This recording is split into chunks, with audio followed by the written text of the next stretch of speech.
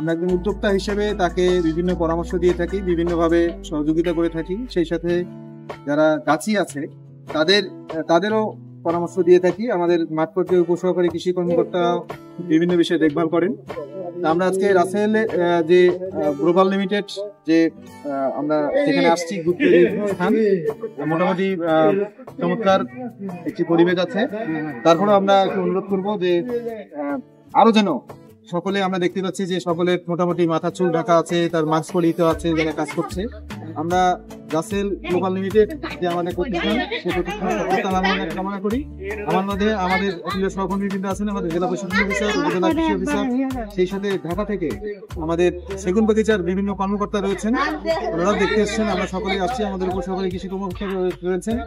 আমরা আসলে আমাদের যারা উদ্যোক্তা তাদের পাশে রয়েছি। নিরাপদ গুড় উৎপাদনে এবং বাজারজাতকরণের উদ্যোগকে আমরা স্বাগত জানাই এবং এটি যেন অব্যাহত থাকে সেই প্রত্যাশা রেখে আমি সফলতা কামনা করে আমি আমার কথা শেষ করছি। ধন্যবাদ আপনাদের।